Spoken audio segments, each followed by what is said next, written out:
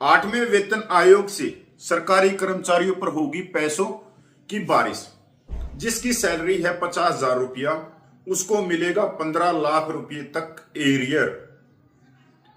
अगर किसी की पेंशन भी 50,000 रुपये है तो उसको भी एरियर 15 लाख रुपए तक।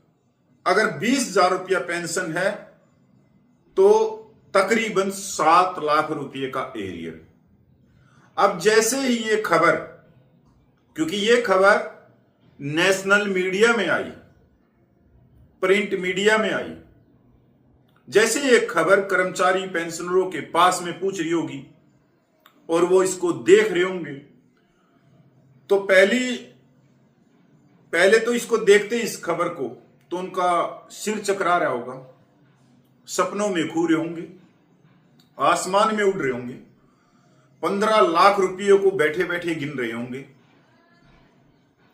साथियों, आप स्क्रीन पे देख रहे हो कि ये खबर प्रिंट मीडिया में आई। अब क्या 15 लाख रुपए का एरियर मिलेगा? नहीं मिलेगा, क्योंकि खबर भी जबरदस्त है, करोड़ों कर्मचारी और पेंशनरों के हित से जुड़ी हुई खबर है। अब कितनी सच्चाई है इसमें, उस पर चलते पहले इस पूरी खबर को हम पढ़ लेते हैं। 8वें वेतन आयोग से लेकर केंद्रीय कर्मचारियों के बीच सबसे बड़ा सवाल यह है कि सैलरी कितनी बढ़ेगी और एरियर कितना मिलेगा। द इकोनॉमिक टाइम्स की हालिया रिपोर्ट्स के मुताबिक अगर 20 महीने का एरियर दिया जाता है तो 50,000 से कम बेसिक पे वाले कर्मचारियों को 3.5 लाख से लेकर करीब 15 लाख रुपए तक एरियर मिल सकता है। हालांकि ध्यान रहे कि यह सभी आंकड़े अनुमान है, सरकार की ओर से भी कोई आधिकारिक घोषणा नहीं की हुई है। अलग अलग लेवल पर कितना मिल सकता है एरियर? अगर लेवल 1 से लेवल 8 तक के कर्मचारियों की बात करें तो एरियर में बड़ा अंतर देखने को मिल सकता है। उदाहरण के तौर पर लेवल 1 18,000 बेसिक कर्मचारियों को लगभग 3.5 लाख से 5,65,000 रुपये तक का एरियर मिल सकता है। वहीं लेवल 3 कर्मचारियों को 4,34,000 से 6,81,000 तक एरियर मिल सकता है।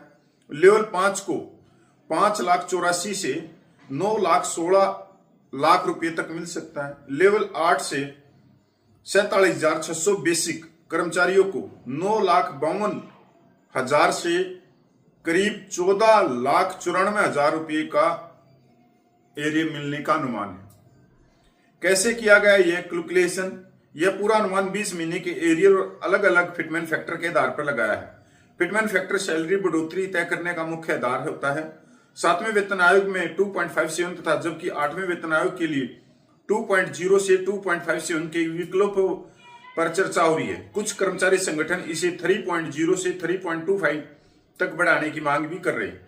कब से मिल सकता है एरियर? माना जा रहा है कि 8वें वेतन आयोग की सिफारिशें लागू होने पर एरियर 1 जनवरी 2026 से दिया जा सकता है, क्योंकि 7वें वेतन आयोग का कार्यकाल 31 दिसंबर 2025 को समाप्त हो गया।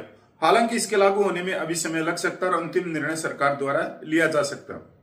कई कर्मचारी संगठन चाहते हैं कि फिटमेंट फैक्टर को बढ़ाकर 3.0 या उससे अधिक किया जाए, जिससे कर्मचारियों की सैलरी में ज्यादा बढ़ोतरी हो सके। इसके अलावा परिवार इकाई को 3 से बढ़ाकर 5 करने की भी मांग की जा रही, जिससे बेसिक सैलरी में इजाफा हो सकता है। हालांकि ये सभी सुझाव अभी विचाराधीन है। कुल मिलाकर 8वें वेतन आयोग में मौजूदा अनुमान लागू होते हैं तो 50,000 से कम बेसिक सैलरी वाले कर्मचारियों को बड़ा फायदा मिल सकता है। उन्हें लाखों रुपए का एरियर सैलरी में अच्छा खासा इजाफा देखने को मिल सकता है, लेकिन इसके लिए भी अभी आधिकारिक घोषणा इंतजार करना होगा। साथियों, आपने देख लिया होगा ये नेशनल मीडिया में खबर आई हुई। अब ये अनुमान लगा रहे हैं, विशेषज्ञ बने हुए अलग अलग फिटमेंट फैक्टर के हिसाब से ये ब्लैक बोर्ड के ऊपर समझा रहे हैं, जिस तरह से यूट्यूब वाले समझाते हैं आपको अलग अलग सपने कि आपकी ये पेंशन है, आपका ये वेतन है, ये फिटमेंट फैक्टर मिलेगा, अगली लाइन में ये मिलेगा, अगली लाइन में ये मिलेगा, यहां से ही बढ़कर यहां वेतन और पेंशन हो जाएगा। साथियों, इतने बड़े लेवल पे 8वें वेतन आयोग से जुड़ी हुई खबरें आ रही, झूठ का प्रसार किया जा रहा है, बारम्बार खबरें आ रही, अपने आंकड़े सभी जारी कर रही, पर उन्हीं के बीच कुछ ऐसे एक्सपर्ट हैं जो बड़े बड़े फाइनेंशियल की कुर्सियों पे बैठे हैं, जैसे कोटक महिंद्रा के हैं। अब उनकी भी आप रिपोर्ट देखो तो हैरान करने वाली कि देश की जीडीपी क्या होगी, देश की आर्थिक स्थिति क्या होगी और किस फिटमेंट फैक्टर से आम जनता पे क्या प्रभाव पड़ेगा, और जो सिविल कर्मचारी हैं उनके वेतन पे क्या फर्क पड़ेगा। तो अनुमान उनकी रिपोर्ट के अनुसार बनने चाहिए। अब ये जो फैलाई जा रही है, झूठ के बाजार गर्म किए जा रहे हैं, ये सब कुछ होया है यूट्यूब की वजह से। जो यूट्यूब ने जितना झूठा प्रचार करवाया है किसी भी चीज को, तो उससे नेशनल मीडिया भी प्रभावित हुई है, क्योंकि नेशनल मीडिया ने अपने ऊपर करोड़ों रुपया खर्च कर रखा है। अब करोड़ों रुपया खर्च करने के बाद में भी उनकी न्यूज को कोई नहीं देख रहा जब वो सच लिख रहे हैं। वहीं पर एक 5-7 हजार रुपये का मोबाइल और एक यूट्यूब के ऊपर वीडियो डालने से अब उसको करोड़ों आदमी देख रहे हैं, उस झूठ का खूब बड़ा प्रचार हो रहा है। तो अब ठगे तो वो गए ना जो इतने बड़े मीडिया घराने मीडिया हाउस चला रहे हैं। जो प्रिंट मीडिया की बात हो, उन्होंने भी बड़ी बड़ी मशीनें लगा रखी हैं, पूरे दिन रात काम चलता है, जब जाके पेपर छपते हैं तब जाके वो गांव देहात तक पूछते हैं। अब वो तो ठगे गए क्योंकि यूट्यूब ने सब कुछ ठप्पा बैठा दिया। यूट्यूब एक ऐसा प्लेटफॉर्म हो गया जो झूठ का सबसे ज्यादा प्रचार कर रहा है। इसके अंदर कोई सच्ची नहीं, कोई एक्सपर्ट नहीं, कोई कुछ नहीं, कोट टाई लगा के आ रहे हैं और अच्छे नहा धो के शैम्पू कंघी करके बालों में और धड़ाधड़ पेले जा रहे हैं, झूठ ही पेले जा रहे हैं। अब हमारे सैनिकों के भी हजारों यूट्यूब चैनल चल रहे होंगे और तकरीबन 99% उसमें हमारे जो सूबेदार रैंक है, ऑनरेडी रैंक है, वही है जो चला रहे हैं। अब उनको आए हुए भी कम से कम 10 या 15 साल हो गए रिटायरमेंट आए हुए। अब कोई उनकी एजुकेशन पूछे तो 10वीं पास है, पर वो 10वीं पास व्यक्ति पूरे देश के कर्मचारी पेंशनरों के नाक में दर्द कर रखा उन्होंने अपने झूठ के प्रोपगंडे से। ऐसा प्रोपगंडा वो रच रहे हैं कि अच्छा खासा पढ़ा लिखा कोई आईपीएस आईएएस, चाहे वो फिलहाल कुर्सी पे बैठा हो, चाहे आयोग के अंदर जो सदस्य जो काम कर रहे हैं उनका भी दिमाग चकरा जाता होगा। वो भी ये सोचते होंगे कि जबकि आयोग में तो हम बैठे हैं, हम काम कर रहे हैं, और ये कह रहे हैं कि वेतन और पेंशन लाखों में बढ़ जाएगा, लाखों में एरियर आ जाएगा।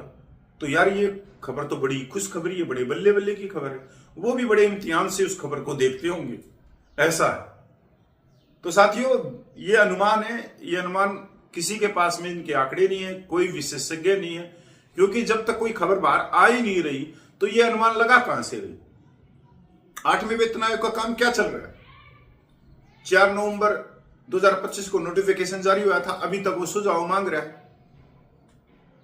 आप ये तो देखो ना, 5 महीने से भी ज्यादा समय हो गया, सुझाव पे ही चल रहा है।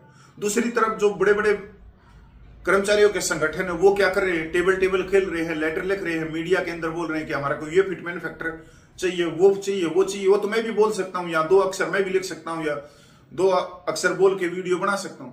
बात है कि कहां तक उनकी बात गई है। क्या वो भारत सरकार से मिले हैं, प्रधानमंत्री से मिले हैं, वित्त मंत्रालय के वित्त मंत्री से मिले हैं, या दूसरे मंत्रियों से मिले हैं? क्या कोई बड़ी रैलियां की है उन्होंने? क्या कोई विरोध प्रदर्शन किया? तब तो कोई खबर बाहर निकल के आई कि सरकार ने भाई आश्वासन दिया है, उनकी बातों पे गंभीरता से विचार किया जाएगा। तो इस प्रकार की कोई बात आ ही नहीं रही। तो ये सब कुछ झूठ का प्रचार हो रहा है। मैं पूर्व सैनिक कपिल फौजी, जितने भाई देख रहे हैं तो आप तक सच पहुंचाने की कोशिश करेंगे।